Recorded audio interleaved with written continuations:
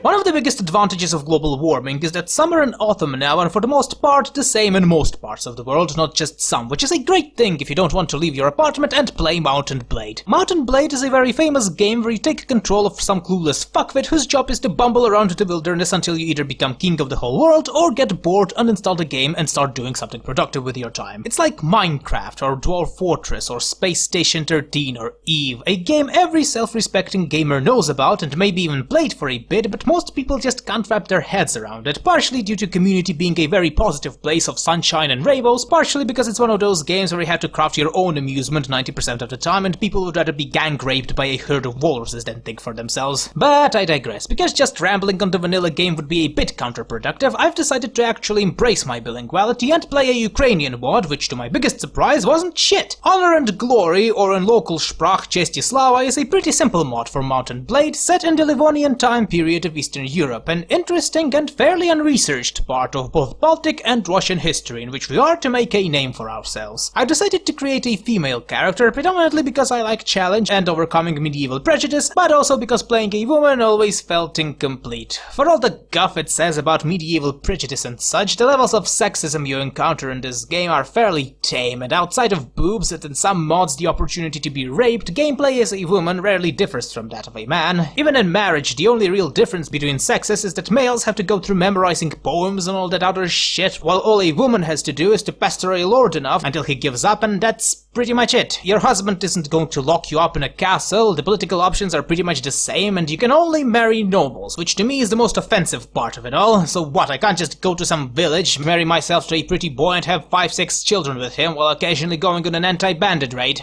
So anyway, I've created my Cora, made her a pious Orthodox girl from a common peasant family, and dumped her in the Grand Duchy of Lithuania. I chose Intellect Charisma set for this game, predominantly because I wanted my army to basically be immortal on later levels, and partially because of trading, aka the best way to earn money in this game outside of owning a village or two. Here's how it works. You dump at least 3 points into trading and start gathering information on prizes. Then you take the item, sell where it told you so, and soon enough you'll be swimming in cash. It's especially good if you're doing a mercenary-only run, because in this mod rescuing peasants is useless as they can't be upgraded into anything useful, and the mercenaries, while good at what they're doing, cost a ridiculous amount of money compared to bandits or regular faction troops. Thankfully, due to historical oppression from Swedes, the city of Helsingfors had a problem with rampant alcoholism, which allowed me to rake lots of cash from just selling them wine and horilka for a couple of months straight. Then I got bored from trading, navigating buggy Riga, and doing quests for nobles and guild masters. Incidentally, whoever designed those tracking quests should be murdered with a rusty spoon, and decided to hire a lot of Lithuanians, train them a bit, and murder some Crimeans. Unfortunately, cavalry is still ridiculously overpowered in this game, so my first foray with the Lord, while wasn't disastrous, still made me unable to take part in the campaign for a bloody long time. Which is why I want to talk about the battles in this mod.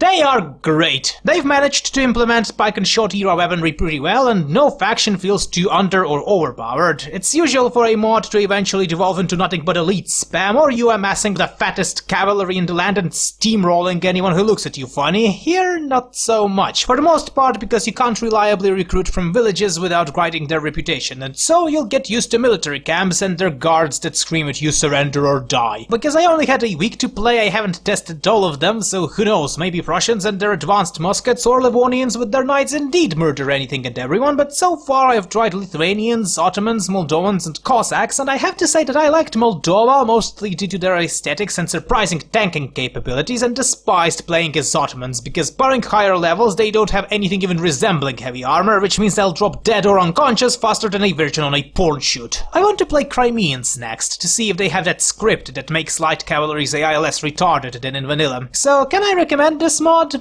Pretty much, yes. It's by Fire and Sword that plays more like vanilla with not a lot of changes to the formula and some pretty decent new clothing and such, but if you want something more original or fantasy, then I doubt this mod will provide you that, as for the most part it's pretty tame. Mountain Blade in general is pretty tame. It's hard to say anything coherent about it because it's not a game you necessarily play, but rather it's a game you put on the background, occasionally checking to see if you've reached your destination and cheating AI. Though fun as it is to be an actual part of the battle, it quickly becomes tedious, and other parts of the game are either rudimentary or require mods in order to keep them at least somewhat challenging, and that's not a good thing. Imagine if I said the same about my sex life. Boy, would that make me look sad and pathetic. The coconut nut is a giant nut. If you eat too much, you get very fat. Now, the coconut nut is a big, big nut, but this delicious nut is not a nut.